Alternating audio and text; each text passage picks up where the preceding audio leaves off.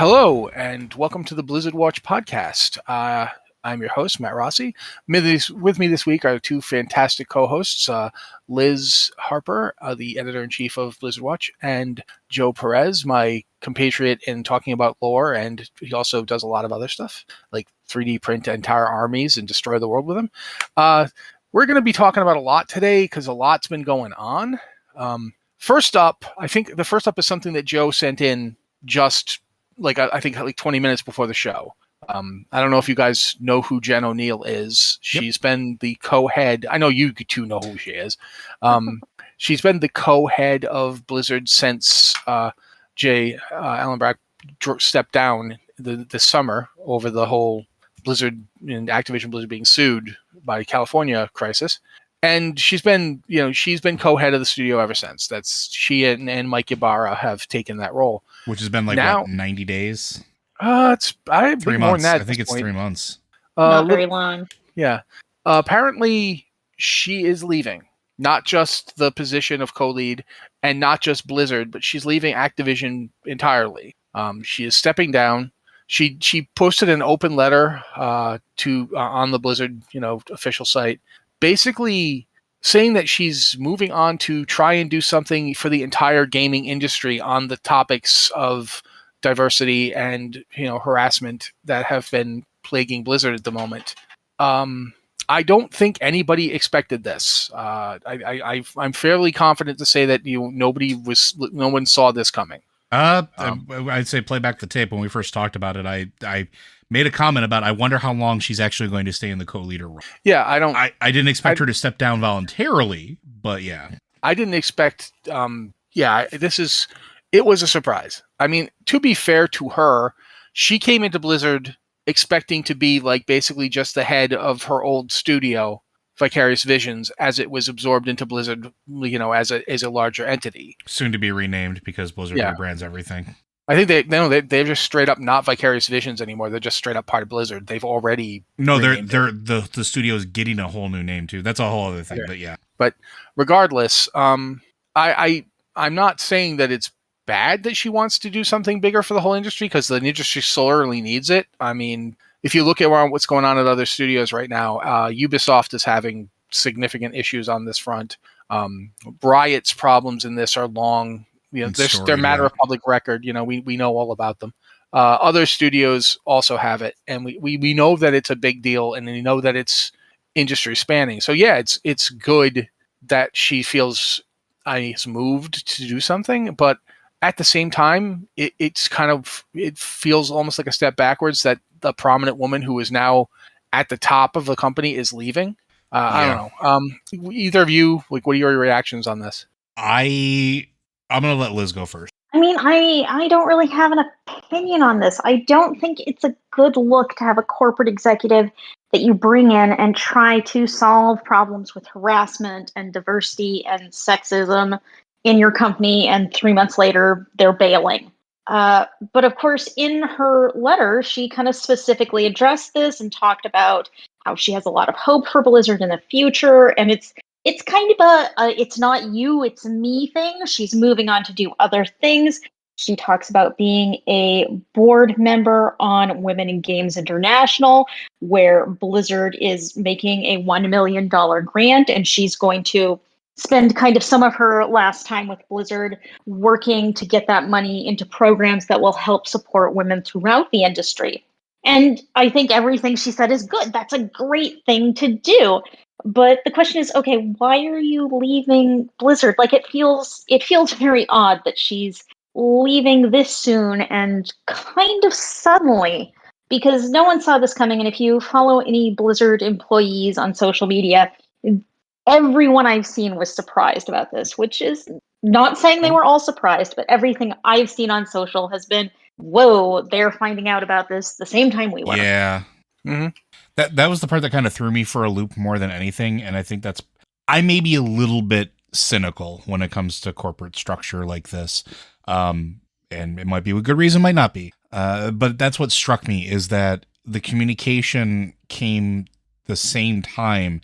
And I'm literally seeing people tweet out, reading C-level executive emails got me and then insert GIF here. And at the same time, this announcement goes up, and it was very clearly the same thing, maybe worded differently internally, but for them to not have forewarning ahead of time is a red flag, or at least something that kind of makes me go, And I don't know, because the other thing is we haven't really heard anything from them, either of them, her or Mike Ybarra, since they took over the co-leadership role. They've been pretty quiet. There's been no public statements that I really have seen. There's been nothing that really that they've said. It's all been PR announcements or corporate communiques out, and nothing from them personally, right? Insert discussion of Mike Ybarra, his guild and golds for carries. Let's not. I know, but I'm just saying only thing. That's the only thing I've heard from Mike Ybarra, aside from the occasional tweet that's like, I really like this game. And it's like, okay, cool. I'm glad you like it. Right. It would be bad if you didn't. And part of me was also curious, because when they first got announced to it, I made a point out of calling out that they were not called president. They weren't called a traditional C-level name. Co-leader is not a C-level title, right?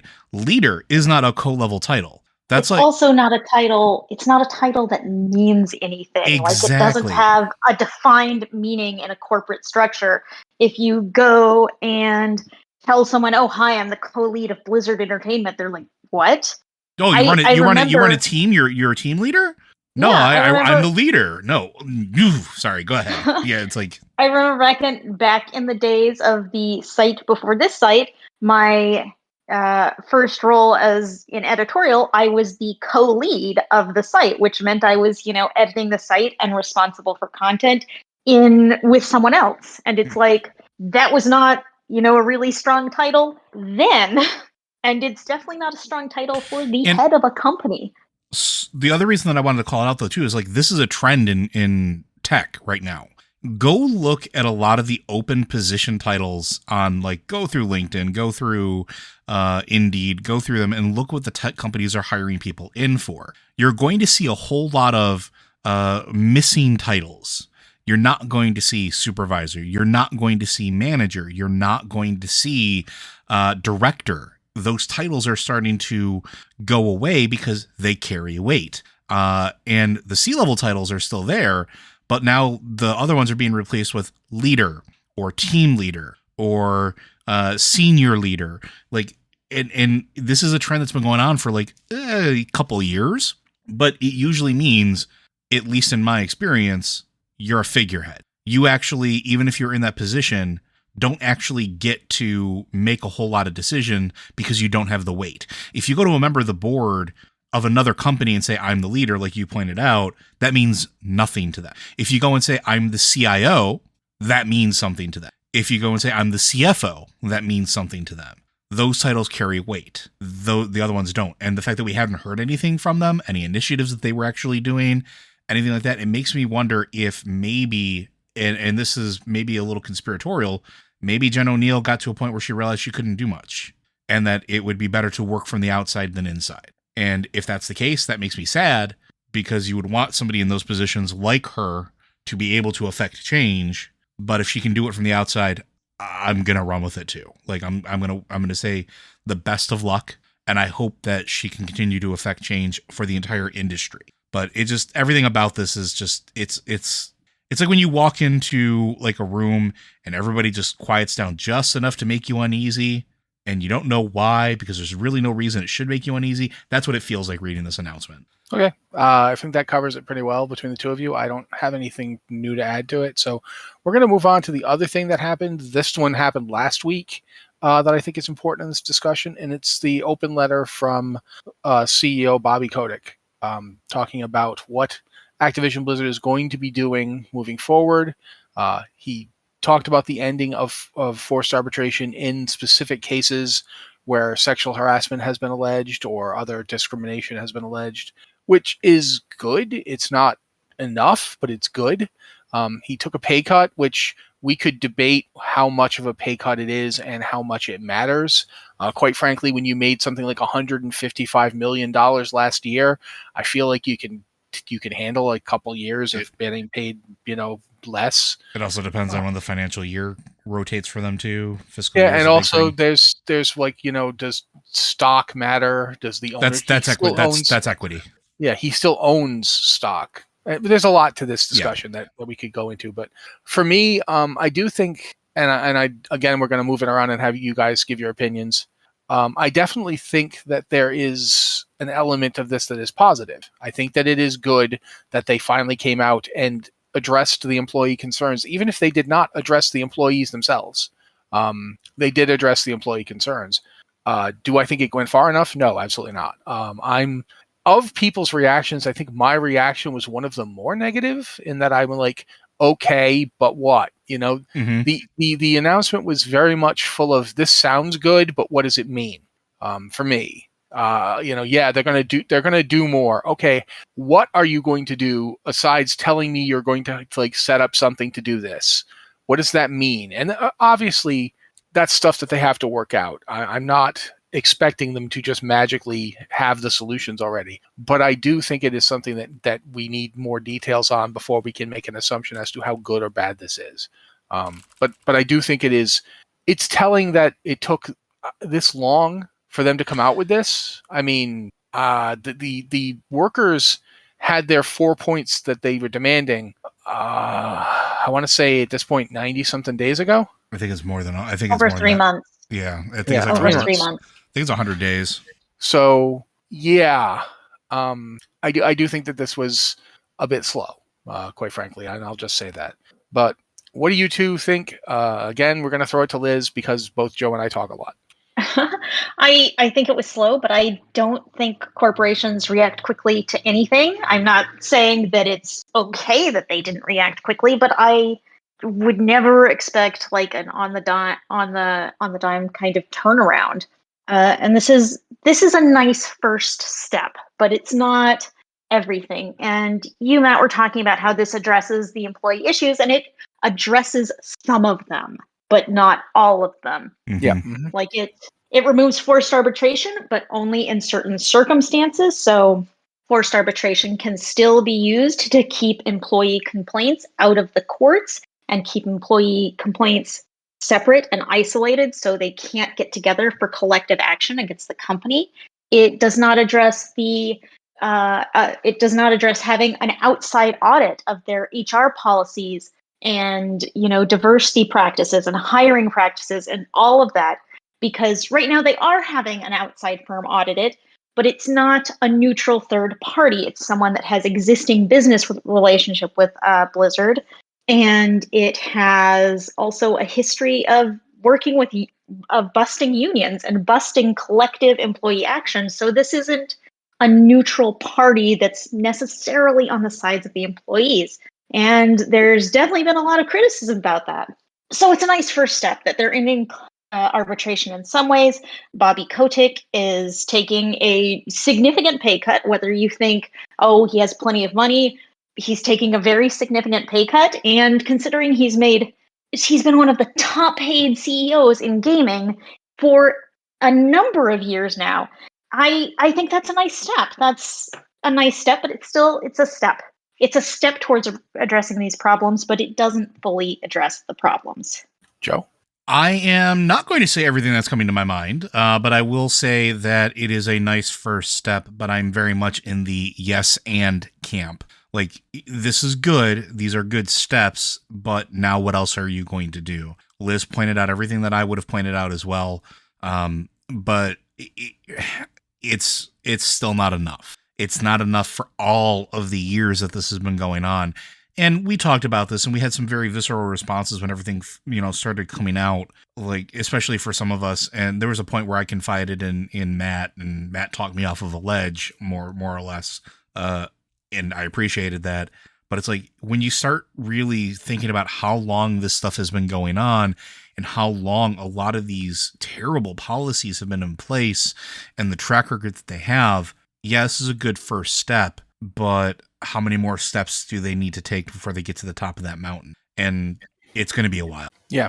I definitely feel like, for me, it keeps coming down to, it's good that you are saying these things. You are saying the right things, but I need to see what you're going to actually do beyond saying we're going to set up something. And the points about forced arbitration still being in place for everything else, and the point about, okay, who's going to be doing this audit? And if it's the same people you always hire, then no, it needs to be somebody else. Those are good points to make. And there's a lot more to the discussion that we don't really have time for, but I think this dovetails nicely into discussing the next thing I want to discuss. Ian Hazzikostas did an interview, I think yesterday, as we're recording this. Yeah, yesterday, I think so. And basically talking about what 9.1.5 means and what it means for the future direction of World of Warcraft. There's a lot in this interview. So what I'm basically going to do is have Joe and Liz talk about what they thought, like when they read it, what they thought the thing that they were most struck by is, and then I'll come in with mine. This time I'll throw it to Joe because, why not? Faction divide coming up as a topic that was generally and candidly talked about, and about how it just doesn't necessarily work all the time.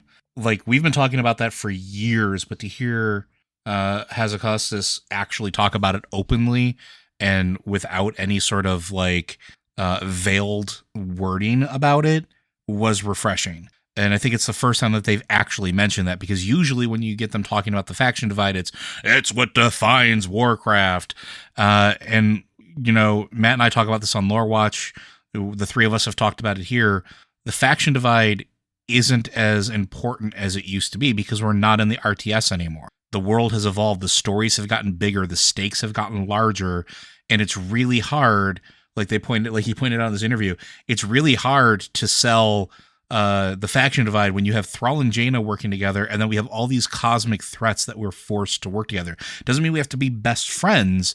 And we've talked about that you can have very interesting stories and interactions between the factions, but it doesn't have to be all-out hostility and war all of the ding-dang time. So that was surprising to me, and probably the thing that stood out the most to me. Because then it also starts getting the gears turning about now, starting to break down the social barriers. Now, are we going to start seeing maybe mercenary modes for cross-faction raiding on the horizon? Is that something they'll actually look into? Is it something where maybe we'll actually be able to play with our friends because my friend prefers to play dwarves and I prefer to play Valpera or whatever the case is, and maybe we can actually play together fine. So it's interesting to me to see that that's actually talked about, and I hope they go further. Liz? What I actually thought was really interesting is Hazzikostas talking about how they've been making all of these little changes. They've been changing quest names. They've been removing jokes. They've been doing these little changes to kind of content in World of Warcraft. And that's gotten a lot of flack for oh, why are you doing this instead of addressing harassment? And it's okay, these are different issues. And the Warcraft team can do this, but maybe not address corporate-wide problems. But I thought it was very interesting to see Ian talk about this, because he's saying that, it's not like we've decided to go in and strip out everything, but, it's 17 years later, and we recognize that we aren't the same people who originally designed this game. The players aren't the same people who were originally designing or playing this game. And some of this isn't inclusive. Some of this is unfriendly content. Some of this is insensitive or maybe insulting. And what they did was took reports from people inside Blizzard that pointed out things like, okay, this is weird and it doesn't work and I don't like it. And they evaluated that, and they, have started stripping these things out. And it's not necessarily to remove everything, but they want the game to represent the people who are making the game and the people who are playing the game today. And that means going back and reevaluating some decisions they've made in the past. And I found this entire fact that they've been making these little changes to be so interesting and so meaningful, really. They're small changes, but they're changes they didn't have to make. They're changes that are unimportant in the grand scheme of things. They did not have to make a commitment to changing these old, insulting, uninclusive things from this, 17-year-old game. They didn't have to do this, but they did. And the fact that they've thought about this, that actually means a lot to me, because I never expected them to do this.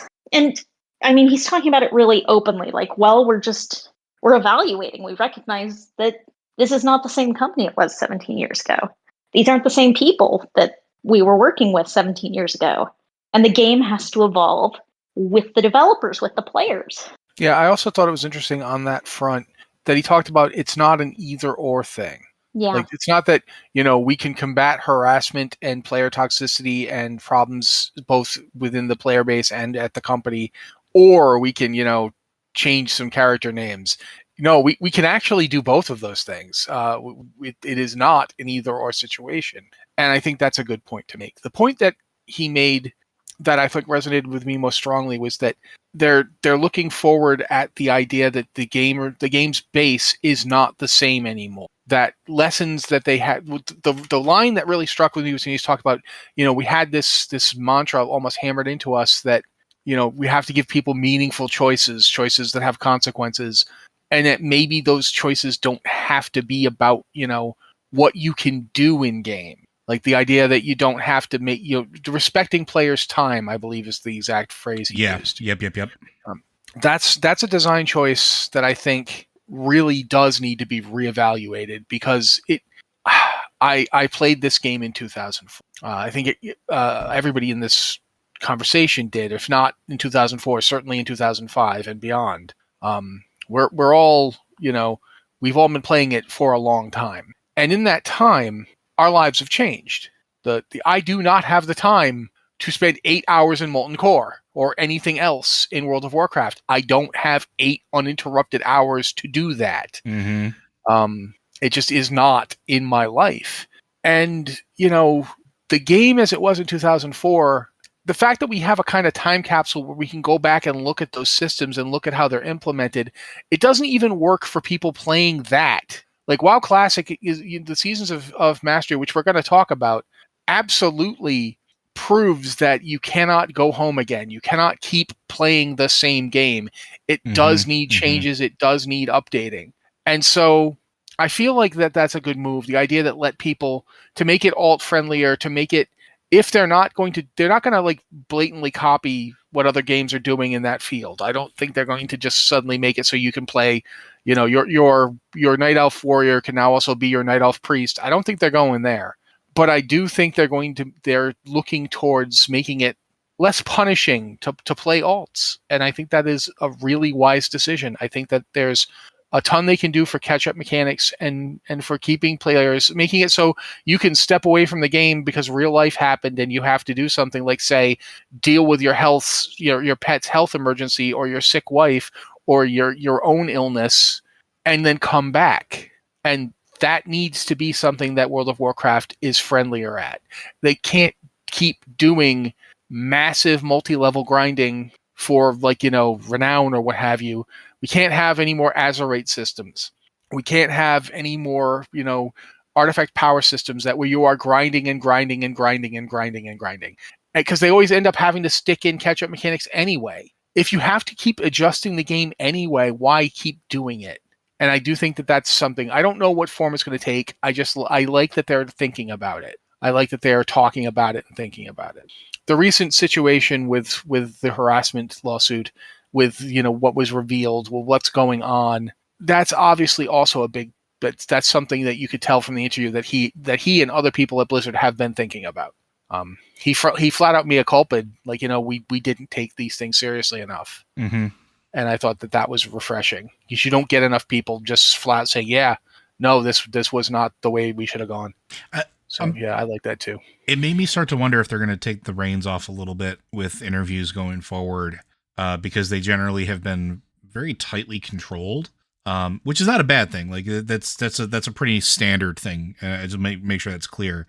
But I wonder if they're going to start giving people more leeway to talk candidly about these problems, because I think that's what we as players want and we've been asking for a very long time, instead of getting veiled comments or jibe comments or stuff. We used to have, one of the things that people pointed out to me, like for years now, there used to be somebody at Blizzard who would literally address any topic. Like you'd ask him the question, he would answer it. And whatever that, you think of that person now, because there's been revelations about them. That's a role that Blizzard has not had for a very long time. Yeah. Somebody who you could just go to and say, hey, what about this? And I do think that it would be nice to see them move more in that direction. But I also wanted to continue to talk about stuff since we had mentioned it just now. They finally have a release date for WoW Classic's Season of Mastery. It's November 14th. Was that 14th, Liz? I wrote this down. Yeah, I know. It is November 16th. 16th. Okay. Yeah, I'm really bad with which teenth something is. But yeah, that's going to be November 16th. So I don't know if you guys know. Again, I know the people in this podcast with me know. I'm talking to people listening. Basically, the Season of Mastery is kind of like hitting the reset button. It is very similar to the concept of seasons in Diablo 3, which we're going to be talking about a little bit later. So I'm segueing my butt off today. But the Season of Mastery is basically you start off again at level 1. They're changing leveling so it will go faster, so you can get to level 60 faster. And all the raids and everything will be reset back to the way it was when they launched WoW Classic, where certain content will unlock at certain times. Over the course of a year, they're going to unlock everything. And they're changing stuff in raids to make the encounters more like they were originally. Because keep in mind, when WoW Classic launched, it was running on the patch 1.12 architecture, for lack of a better word. Everything was tuned to patch 1.12. And as a result, if you watched WoW Classic and how raiding went in WoW Classic, bosses fell down raid groups were practically punching the air next to them, and they'd be like, "Oh no, my health," and fall over. But raids were being finished in 30 minutes. This is not how it used to go. Nope. For if nothing else, Molten Core had a very rigid thing that would keep you from going that fast. You had to basically go get aqua contestants in order to put out the fire runes and move further in the raid. So that there was a big reputation grind for that. So you had to do this whole reputation grind, and you could only carry one of those things at once. So either you would have to have multiple people who did the reputation grind, or you would have to pause the raid so they could go back out and get another one of these vials that you could pour to put out the runes. Yep. So yeah, it was a whole thing. And that kind of stuff is going to be reintroduced to make these raids feel more like they did the first time around, to make them go a little slower and be a little bit more difficult. And they're also tuning boss health to be higher. I think they're going back to the earlier versions of them. That's all great. I think it's a good idea, but it does beg the question, is this going to be a one-time thing, or are they going to have to keep doing it? Are we going to keep having new seasons of Mastery? Are they going to get season themes? I'm interested in what these two have to say. I have an opinion on this, but as is always the case when you're hosting a show, you have to try and shut up occasionally and let other people talk. It's a hassle. I mean, I could just keep talking for an hour and we could be done, but no, I have to let other people have opinions. So this time I'm going to make you guys fight like Kirk and Spock in that one episode of Star Trek. Okay, no. We'll go with Joe this time. What are your thoughts on the Seasons of Mastery? What is your thinking going towards it? When we first started talking about it, it's something that I really struck me as a good idea. I like it. I think it is a nifty way to try to bring these closer to feeling like they felt before. And it's one of those things, I'm not trying to say I want everybody to feel the pain that I felt and all. No. I think it would be neat for people to experience some of the same things we did back then. It'll never quite be the same. We just talked about it. You can never go home again, so to speak. But it could get pretty close, and they could start to maybe get an idea. So when we talk about attunements and having to get the quintessences and stuff like that, they'll actually have a frame of reference now instead of just a wiki article or an entry on our site or one of the other sites. And I think that's really cool. And if they started doing other themed seasons, I would actually be okay with that as well. I think it adds a certain level of playability, and also it makes it enticing to somebody like me. I have never done anything more in Classic than install and grab a couple screenshots, because there are certain places that you can't go anymore in game that you can go in the old world. And that was it. I don't play it. I haven't really done anything much with it because I lived that life once. But this is something that might actually get me to play more. And it maybe actually go in and experience some of it, because I like that idea. I like that idea of taking something I remember and throwing a curveball into it, making it a little more. It doesn't become a nostalgia factor anymore. It just becomes something new, and I think that's really neat. And depending on how they do it or what they do and how often they do it, it could be pretty cool. I understand that it'll also probably be, it could be a massive undertaking, and I don't want to downplay how much work it would be to get it done. But the idea of it is something very enticing to me. Liz?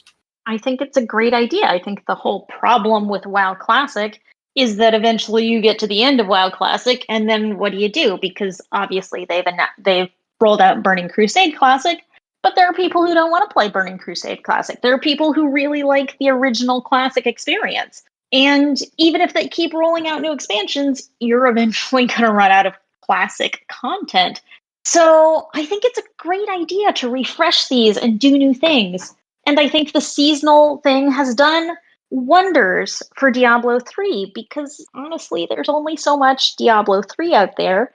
But I think every time there's a new season, I know a lot of us here at Blizzard Watch jump back in and create seasonal characters because it's the same game we like, but it's different. There's something new. There's new things to collect. There's different things to do. There's a new kind of meta where builds are a little different or things affect builds differently. And it's fun to go back to that same old game, but things are a little different and you have new challenges. And I think it's a great idea to not only do the Season of Mastery for WoW Classic, but continue doing things like this to continue giving players fun and interesting and different things to do, because otherwise you're going to run out of things to do. That's just the nature of the game. Mm-hmm. One of the things I think is that I really want them to explore themes. I want them to just go the leap, go all the way with this and do season themes, because the themes have what made the seasons in Diablo so interesting. Before season 14, I was not interested in seasons. I did not care because it was like, okay, I just do it again. I can do it again in the normal game if I want to, like, and it's easier because I get all my stuff. What's exciting about doing it in the season? And I just, I'm not somebody who's big on you get a new portrait frame or you get some achievements. That doesn't matter to me. In WoW, achievements are things I do for other people. They're not things I care about. I do not care what my gamer score is in any way. It just has never been interesting to me. But when they put in the themes, I remember the visceral experience my wife and I had playing Diablo 3 the first time double treasure goblins happened. To this day, I still remember my wife's choking, like we were playing over a chat because her computer's in a different office, and she's going, and I'm like, what are you saying? What's going on? And then like 2 treasure goblins run by me and I'm like, oh, treasure goblins. Well then, and it changed up the game for us. It made something, now we were interested, now we were invested. And they've done some really interesting ones. They've done some that haven't really worked. I get that is the danger involved, but I really do think that they should go with the theme, and that's a good moving forward. Isn't it always the danger whenever you do something new? Is it might not be well received? That's always the risk you're going to take. Yeah, right? Obviously, absolutely. And now let's talk about Diablo 3 Season 25. Segue! I'm just so good at this today. Oh, wow. I'm not really. But yeah, we have now, we know that on Thursday, November 4th, as we're recording this, that's 2 days in the future. Although it's not, no, it is. Yeah, it's Thursday. It's this Thursday. Yeah, I my God, time. What are you doing to me, time? But yeah, that's coming this Thursday, and we don't know everything, but we do know now the basic theme of the season is going to be the Soul Shards that they're introducing. The season 24 was the ethereal weapon season. You could get a special ethereal weapon and run forth and wreak havoc with that thing. And it's kind of similar in that it is an item that will be dropping in the game. It's not like a random power you get like we've seen with some seasons, and it's not 2 treasure goblins like we should see every season forever. But it's interesting because these soul shards are socketable items. If you play in Diablo 2 Resurrected right now, the skulls that you can get eventually and you can socket in your gear? It's kind of like the skulls, except it's actual pieces of the 7 evils. It's literally a chunk of one of them. There are three varieties for helmets and 4 varieties for weapons. And these things are upgradable. They're basically legendary gems in terms of how they work, but they have special powers. You can upgrade them 3 times using an artifact. No, not an artifact. Sorry, a resource that drops, the Hellforge Ember. Yeah, you get those. You use those to upgrade the item. So it's interesting. It's an interesting way to play around with the concept of how you will gem your gear. Legendary gems are a big part of most people's metas, and having this new version will change that. We don't know what they do. We know that they're going to do something related to the Lord of Hell that they are, linked to. Like if you have a Baal shard, presumably it's going to have something involved with destruction. A Mephisto shard is going to probably be around the power of hatred. A Diablo shard will most likely be about the power of terror, because that's what they are, the embodiments of. And the same for the ones that go in the weapons. There's, Asmodon, Belial, Andariel, and Duriel to choose from. And you can have one in a weapon and one in a helm item. I don't know what happens if you're dual wielding. I don't know if, like, for instance, you're a barbarian and you have 2 weapons. If you can have 2 of these, I would assume not, because then you could double up on them, which other people couldn't do. So I assume that is not possible, but I do not actually know. We'll know more on Thursday when it goes live. I'm always cautious about these things, because until we actually get to see them in use, anything can sound really cool and then not really work out. I'm looking at you, Season of the Triune here. And for that matter, like, there have been a couple other seasons where I thought they were going to be super awesome and exciting, and then it turned out not to be as good as I wanted. But the Season of the Triune is always the one that comes to mind. But I do think ultimately it's cool that they're trying something new. This is the 25th season. They've been doing this a while. It is cool to see them still coming up with new ideas for it. And I am interested to see how this works out, how the Soul Shards work, what their ultimate, what the itemization change does. Because one of the best seasons they did, in my opinion, was the Forgotten Archives one. And all that was you got to have more variety in your Kanai's Cube choices. That's it. That's all it was. And it really changed all sorts of neat things. It was really interesting and fun. So, yeah, I'm interested. I know, Joe, you don't play a lot of Diablo 3, right? Not recently, no. So I'm going to skip you. I think Liz plays more often. Liz, what are your thoughts? See, they're talking about Soul Shards and putting Soul Shards in your gear. And my first thought was, okay, didn't we start this whole problem by, taking in Diablo 1, the hero takes the Soul Shard and jams it in his forehead to contain Diablo. That's a Soul Stone. That's completely different. It's completely different. Okay, so these aren't Soul Stones, they're Soul Shards. Are they part of Soul Stones? Yeah, no. I'm sure it's completely different, and it's been checked, and it's quite safe, I'm sure. I mean, yeah, that's just what I think. I'm like, okay, so we're shoving a tiny shard of the Lord of Terror into our armor, and this seems hazardous to our health. There's no possible way this could have a downside. I mean, we've done this before, and it did not work out well, and so now we're doing it again because it sounds really cool. And maybe it will be cool. I just think about narratively, it's like, what are we doing here? Look, I understand your concerns, but I want to reassure you at this time that this seething mass of the pure hatred of Mephisto right next to my head in no way, shape, or form poses any threat to my sanity. No, you're totally right. But, hey, I get stronger if I use it. So, we've been doing this since what? I remember when we were playing Wrath of the Lich King, remember a discussion across the entire group of people who were writing at the time about I've completely covered myself head to toe in the blood of a screaming old god that drives people mad. Yeah, I'm sure this is fine. Folks. Yeah, I'm sure this is fine. This is fine. It's fine. I'm sure everything will be fine. Like that corrupted gear in Battle for Azeroth. Let's bring it on. It's totally fine. No health consequences at all. This eyeball that's moving on its own, that's still alive, and this piece of flesh that I just carved from this beast that definitely makes sure that it is 100% dedicated to this old guy that wants to rule the world. Sure, no problem. You get a spot on my shoulder, bud. Let's go.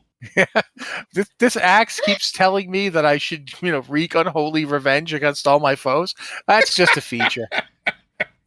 I love it. Yeah, I love it. that's the season 25. I should point out that we're also looking at the 25th anniversary of the Diablo franchise. That's part of Boy, it. Yeah. So yeah, as feel good about as that. someone who played Diablo 1 when Diablo 1 is new, it's like, okay. Yeah, you didn't need to remind me of that. Yeah, I had to bust out of my crypt just to get to this show today. So, brains. Let's talk about Diablo. All right. I think at this point we've got the Deadmines Hearthstone news, which I don't really know what's going on. I'll be upfront. I've been playing mercenary mode, but I don't really understand what's going on with the Deadmines set stuff. So I've been drinking this whole time. I don't need to lubricate, but I'm still going to let Liz explain this because I don't really know. It's Hearthstone. We make Liz talk about Hearthstone. That's what we do here. Yeah. Yeah. What's going on? A lot of things. They're doing Deadmines is obviously kind of, you got a Defias theme. There's a pirate theme going on. And Hearthstone regularly does mini sets kind of between expansions. They'll roll out a set of like 35 cards, I believe this one is, that are part of the current expansion. And the nice thing about mini sets is that you can pay a flat fee and get every card. You just have every card in the mini set done. I believe it's $15 or 2,000 gold, which is the in-game currency in Hearthstone. Or you can, earn them from your normal Hearthstone packs. So they can randomly show up in your packs, but you can also just pay $15 and you got every card in the set, which is really easy. I'm going to buy it with gold when I kind of work up my gold reserves a little more. And I think it's really nice. I mean, it's nice when they roll out new cards because in any card game, the meta gets kind of standardized and it gets kind of boring after a while. Everyone's playing these specific decks. Everyone's playing the same or very similar decks. And it gets old. So even by throwing like another 30 cards in there can really shake things up. So I like that they do this. I like that they roll them out between expansions to kind of keep things dynamic and interesting. But another interesting thing, they aren't just rolling out new cards for the standard, Hearthstone card game mode. They are also rolling out 2 new Battlegrounds heroes, which are, again, the same Defias pirate theme. One of them is Cookie, the Murloc chef from the Deadmines, who I played this afternoon. It was really fun. You in Battlegrounds, Cookie's hero power is you take a minion and you throw it in your cooking pot. That works. And you do, after you do that 3 times, you throw 3 minions into your cooking pot, then you get to discover a minion. You get to pick a minion from like a whole bunch of from 3 different minions. And so that was actually really interesting. It gave me kind of a lead in the curve on having cards out there because I got to have this extra card after I threw enough minions in my cooking pot. So that's really fun. They're also rolling out 5 new mercenaries for mercenaries mode and several new bounties you can do in mercenaries mode. I have some mixed feelings about mercenaries mode in general, but one of the problems with adding new mercenaries that they haven't really addressed is that the way to get mercenaries, either you buy mercenaries packs, and there is usually 1 mercenary in mercenaries packs, but the way if you aren't having any luck getting this mercenary, the way you make them is with coins. Now, you can earn coins through gameplay, or you can earn coins in packs. But for an epic mercenary, for example, like Edwin Van Cleef, who was added today, that costs you 500 coins. Now, in-game activities, and you might get 10 to 20 coins for each of those. So that's a lot of coins. And it's random. There's a specific type of coin for each for each mercenary. There's a specific type of coin. So when you're randomly collecting coins, and it can be for any mercenary, throwing 5 new mercenaries into the pool actually makes it harder to get the coins you want so you can build your mercenaries team. So I'm not really sure how I feel about that. I think kind of the currency system here is still a little weird. The balance isn't here because you're kind of like, oh, cool, new mercenaries, but you're also kind of like, oh, but this is going to make me even less likely to get the coins to buy and upgrade the mercenaries I want to play.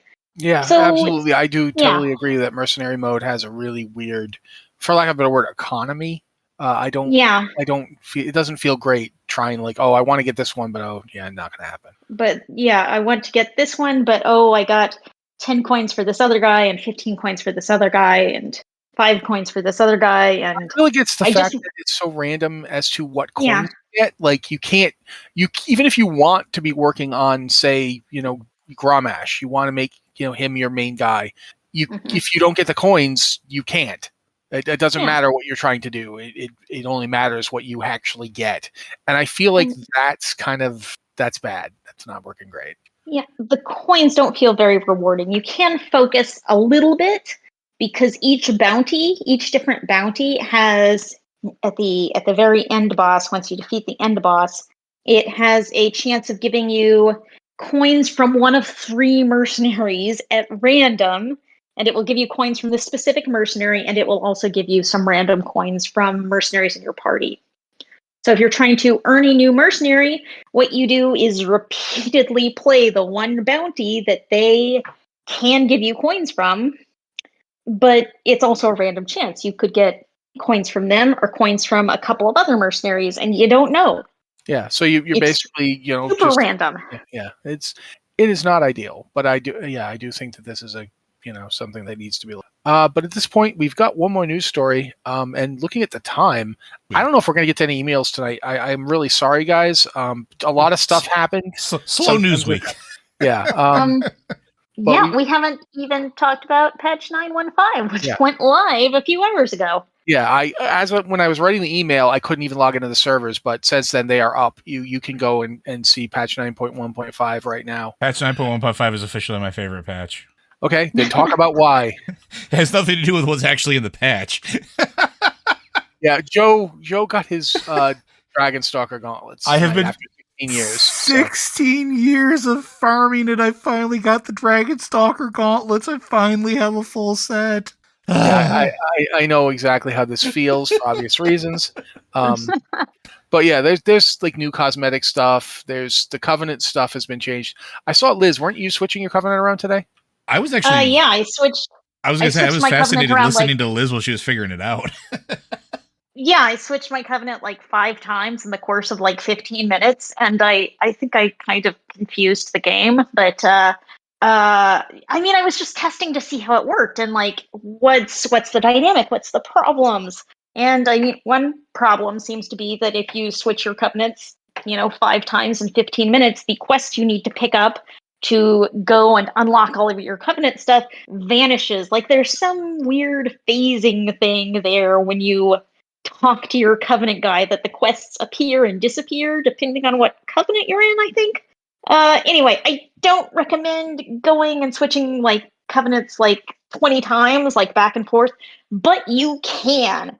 If you want to, you can. You can start out as Kyrian, go to Oribos, you walk over to Lady Moonberry and you say, hey, I want to join your fine Covenant today. And bang, you press a button, now you're in a new Covenant. You can walk across over to Vinthir guy, Davon, talk to him, hey, I would like to join your fine Covenant. And he's like, okay. And you can just go on the circle to all of the Covenant leaders and keep doing that for as long as you want. It's just, the Kyrian do, they really guilt trip you when you go back, but they let you right back in, no problem. I think it's you. Hello. We've missed you, Ma Walker. It hasn't been the same without you. No, he talks about how it was a betrayal when you left, and it's like, I actually kind of felt bad because he's like, you betrayed us by leaving, and I'm like, no, I just wanted some different abilities and maybe some new transmogs. Oh god! Yeah, but okay, so that's cool that you can do that much easier now. There's the Moskip they put in, which I'm probably gonna finally get my dwarf up because she got stuck in the maw, and then I hearthed out of the maw on her, and didn't go back because it was like, no, I can't do it at the 6th time. And just to specify stuff that we think that it's a bad experience, it's just sometimes you don't I've want to do it done 8 times in a row. I've done it 6 times. It isn't going to happen again. I'm sorry. It's just the thing about stuff like that. The Maw intro is an example of a really well designed, really cool intro experience. Mm-hmm. Intro experiences are always strongest when they are introducing you. But imagine if every time you met someone, they launched into introducing themselves to you like you'd never met them before. Like, hey, we're going to Jack's party. Hi, I'm Jack. This is my house. This is my wife and my 2 dogs. Jack, I've known you for 35 years. I know that's your wife and your dog. I know your dog. I've known all your dogs. It just eventually somebody just comes in. This is Glognog, destroyer of 7 galaxies, conquest. Just every single time they come for dinner, they have to have like this big fanfare. Like, yeah, it just gets old. Yeah, especially Glognar, because that guy cannot hold his liquor. But anyway, so yeah, the Moskip is something I was looking forward to and I'm really excited about. I think the Anima Diverter in Korthia is a really good move.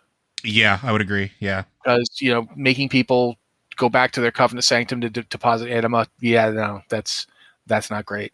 I like that they're doing more cosmetic stuff for druids and for other for like blood elves, for void elves, and the Nightborn and Lightforged. That's all cool. I'm down for that. The changes to legacy loot. I think I've probably made a noise that only dogs could hear when I read that. Because my dog was concerned. She's like, "You okay, Dad?" And I'm like, "Yeah, I'm fine, honey. It's fine. I just realized I'm gonna finally finish some Legion sets." So yeah, overall, I am happy about this patch. I think it is a good patch. Yeah, I can't think of too much else to say on that subject. Do you guys got anything else? Like Liz talked about Covenants. Joe, anything in particular that jumps out that you're excited about? Honestly, the whole patch is it's a general quality of life improvement across the board. And I think that it is just good. Honestly, the thing that I'm looking forward to the most isn't active right now, and it's the Legion Time War. When does that go active? I think it's 2 weeks. December 7th. Oh, my birthday. I get Legion Time Walking on my birthday. Yeah. But Happy birthday. Because Legion Time Walking is fun. It sounds fun for me. No, the fact that you're going to have Mythic plus Time Walking. Yeah, really cool. They've never done that before. So I'm really excited for that, especially for Legion, which had some of the better Mythics. I would agree. Yeah. So that'll be something I might actually try to get involved in. That's pretty cool. But we're now we have 3 minutes left on this show. We had a lot of news this week. Yeah. Oh, Transmog. I'm gonna read Jack's question here. Okay. Although it was intended for the queue, I stole it because I'm writing the queue tomorrow anyway. We're doing this instead of talking about Transmog? Oh gosh. No, it is a Transmog question. Oh, okay. Yeah. Q for Q. What's your favorite piece of Transmog and why? I recently got myself a Plundered Blade of Northern Kings, and I'm tempted to make it an alt just to use it now. I'm not going to let Joe talk. No, go ahead. Go ahead, Joe. No, that's fair. Rockladar. Rockladar is 100% my favorite Transmog. I absolutely adore that bow, and it's partially because of how much I went through to get it, because I got it at level at the time, and it was a guild wide event to when I got it, everybody in the guild showed up in Fellwood and we did the thing together, and it has a lot of good positive memories. So even now, my hunter's bow will always be Rockladar 100%. Okay. Liz? I love the Silverhand, which is the Holy Paladin artifact weapon. It's so good. It's a giant two-handed hammer, so you can be a healer with a giant two-handed hammer, and it has spikes on the faces of the hammer, and it just looks. Some of the appearances on it are just so menacing, and it's as tall as my blood elf. It's huge, and it just feels so satisfying. To go in and do my healing with my giant hammer, and it's okay, gonna heal, gonna holy shock over that way, gonna swing with my hammer over this way. It just feels it's so satisfying to use that for a transmog. I'm not big on transmog, so I don't really this is have when it. Matt exploded from lying on the internet. Honestly, I couldn't even keep it going through the whole thing. Part of the problem here is you're asking me to pick one of my children. I mean, this is Sophie's choice for me. But I will say one transmog piece that I don't think people will expect me to be excited about is the original Sulfurus, because much like Joe, Okay. I got the original Sulfurus at the time, and what ended up happening was we were at the time we were about to kill Nefarian. We had not killed him yet. We were just about to. And we did a run through Molten Core to get people some pieces of tier because Ragnaros dropped the pants for tier 2. So people who were getting their tier through running Blackwing Lair, we were like, okay, we're going to help people finish their sets. And we went and did Rag, and he dropped the eye. And he'd never dropped the eye for my guild. Like, we had like 3 Thunder Furies, and nobody had a Sulfurus. And I had like the most DKP amongst the people who DPS'd. Like I mostly DPS'd. I tanked some, but we had a lot of warriors, so I had the most DKP amongst DPSers. I was expected to get it because I had not gotten a weapon upgrade since Molten Core. We were like, weapons were dropping left and right in Blackwing Lair, but I had not gotten one. So I bid on it. I bid all my DKP on it, and then one of the healers, a paladin, outbid me. And Ouch. this led to a 25-minute discussion that I was not part of. Like, I congratulated the healer, and I had moved on. Like, I'm like, okay, well, that means I'm probably going to get the sword when it drops when we kill Nefarian. That's cool. I like that sword. So, yeah, all right. I mean, this would have been better, but you got to take the good with the bad. You can't get too excited about it. So I moved on. But one of the other healers, who was the healing lead and a druid healer, got so mad at the paladin that he outbid the paladin. And they're like, what? You're never going to use it? And he's like, I can use it just as much as you can. I have feral. Now when I'm tanking, I'll have a damage shield. Because every time you hit somebody with it, it did fire damage. Mm-hmm. He's like, yeah, that's great. I want that. What are you going to do about it? You've got DKP, but I have more. I'm the healing lead. I'm in every raid. I never get anything because, when am I going to get something? I always make sure everybody else gets gear. I've passed on gear for you 6 times. Like, nope, I'm taking this. And so there was a long discussion, and the healing leads told me, do not leave the raid. So I didn't leave the raid. I was about to, and he's like, do not leave the raid. I'm like, okay. And after about 20 minutes of discussion on I think Ventrilio, I was given the eye. Like, he walked over and he said, take it, loot this. And so I did. I got the eye. And then that moment, like literally at that moment, the entire raid went to the forge in Blackrock Depths and made me the hammer right there. I don't know what discussion transpired. To this day, I don't know what was said. But they made me the hammer, gave me the hammer, and then I had Sulfurus. And then, of course, when Transmog came along, I couldn't use it until I think was it the end of Battle for Azeroth, or was it this expansion? This expansion, I want to say. Yeah, and that's when I could finally use it. So it is one of my favorites because I can finally use it. And it is, let us be clear, it is an ugly model nowadays. Oh, yeah. Oh, yeah, it is. But it's the emotional attachment. It's the memory. Absolutely. Yeah. I remember putting that thing on and walking around Stormwind on it. Not Stormwind, Ironforge, because back then nobody went to Stormwind. And walking around Ironforge just with it on. And it's like, I think there was only one other Sulfuros on the realm, which was at the time was Asdrul Nerub, and it was a Horde player. A Horde Shaman had it. And quite frankly, yeah, that's who you give it to. Horde Shaman in Classic, go ahead. Do not go near a Shaman with Sulfuros equipped. One shot city. They will destroy you. They will just either they'll do almost nothing to you, and you'll be like, or your health will just be gone in 2 seconds. Yeah, it is either or. You do not know. It is a binary state. But yeah, that's Sulfurus. That's my answer. Yeah, and that's pretty much the show. So, Joe. Absolutely. Blizzard Watch is made possible due to the generous contributions at patreon.com/BlizzardWatch. Your continued support means this podcast site and community is able to thrive and grow. Blizzard Watch supporters enjoy exclusive benefits like early access to the podcasts, a better chance at having your question answered on our podcast or the queue, and an ads-free site experience. Thank you, Joe. And also thanks to both Joe and Liz for being here on the show with me. It makes it a lot more fun, and also does mean that I can actually hydrate myself, because quite frankly, when it was just two of us, I was constantly thirsty. Yeah, same. I mean, that's not a joke. People think it's a joke. It's meant lighthearted, but it's also true. The more people you got, the less you personally have to talk. And y'all don't understand how many breaks and edits how many breaks and dead spaces I had to edit out because we would have to stop to read. Yeah. So yeah, I want to always, as always, say that, you know, we here at Blizzard Watch stand in solidarity with the employees at Activision Blizzard and their continuing effort to bring positive change to the company and the industry. This week was heartening, and I hope we see more moves along those lines. But this has been the Blizzard Watch podcast. Thank you guys so much for being here with us, and we'll be back next week.